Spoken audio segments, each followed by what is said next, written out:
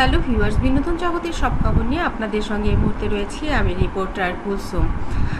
দীর্ঘদিন পর আবারও এলো সুপারস্টার শাকিব খানের সন্তান আবরাম খান জয়ের জন্মদিনকে ঘিরে প্রত্যেকটা পরিবারেরই থাকে অনেক বেশি আনন্দ এবং কিভাবে সেলিব্রেট করা যায়, কাকে কাকে ইনভাইট করা যায়, এই ব্যাপারটি সারা বছর জুড়ে অপেক্ষায় থাকে যার জন্মদিন সে এবং পরিবারের বিশেষজনগুলো।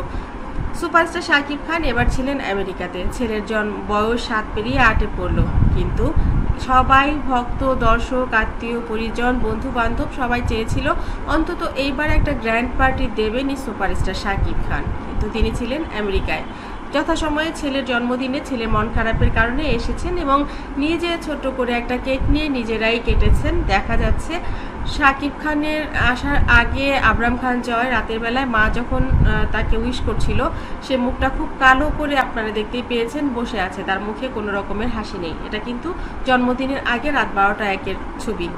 মা তাকে উইশ করেছে, অনেক খেলনাও দিয়েছে, অনেক কিছু দিয়েছে, কিন্তু মা তো বলেই দিয়েছিল যে কেক কাটবে না কখনোই, তাই মা হয়তো বা কেক কাটেনি। কিন্তু দাদা বাড়িতে তার জন্য ছোটোখাটো করে একটা আয়োজন করা হয়েছিল, সেখানেও তার হাসি মুখ ছিল না, সে কোনোভাবেই হাসতে পারেনি পাপাকে ছাড়া। সুপারস্টার শাকিব খান এসে তার বাবা যখন সারপ্রাইজ দিয়েছে, যখন খেলনা দিয়েছে, যখন বাবার সঙ্গে কেক কাটছে, তখন কিন্তু আমরা এই ছবি, এই ভিডিওগুলো প্রাণ ফিরে পেয়েছে যেন আবরাম খান জয়ের। বাবা হিসেবে সুপারস্টার শাকিব খান কতটা ধন্য হয়েছেন আমরা জানি না, সন্তান হিসেবে আবরাম খান জয় যে বাবাকে পেয়ে কতটা ধন্য হয়েছেন তা তার মুখের প্রত্যেকটা হাসি, এক্সপ্রেশন বলে দিচ্ছে। এই একটা মানুষের দুটো ছবি, যেটা আগের দিন রাতে মায়ের সাথে একই জন্মদিন উপলক্ষে এবং পরের দিন বাবার সঙ্গে, বাবাকে চুমু খেয়ে বাবার সঙ্গে কেক কেটে বাবার সঙ্গে যে মোমেন্টগুলো মনে করিয়ে দেয় একটা সন্তান বাবাকে কতটা ভালোবাসতে পারে।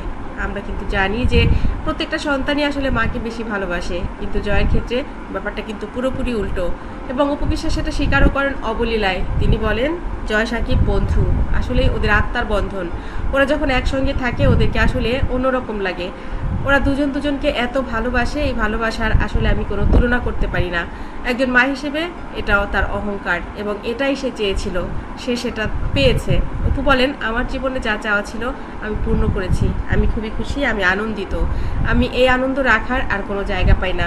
অন্য কেউ হলে হয়তো বা কিছুটা হলেও হিংসা করতো, যে সন্তানকে আমি পেটে ধরেছি, যে সন্তানের জন্য আমার জীবনে দুর্বিষহতা নেমে এসেছিল, সেই সন্তান এখন আমাকে নয় তার বাবাকেই অনেক ভালোবাসে, আর তার বাবাও সেই সন্তানকেই ভালোবাসে, অথচ আমি তাদের জীবন থেকে দূরে সরে গেছিলাম চিরতরে। যেই চলে যাওয়ার আর ফিরে আসা যায় না, যেই চলে যাওয়া থেকে আর নতুন কোনো জন্ম হয় না। অপু বিশ্বাস এ কথাগুলো এখন আর মনে আনতে চান না। তিনি বলেন আমি যা চেয়েছি আমি তা করতে পেরেছি, স্রষ্টা আমাকে তা দিয়েছেন, আর তাই আমি ধন্য।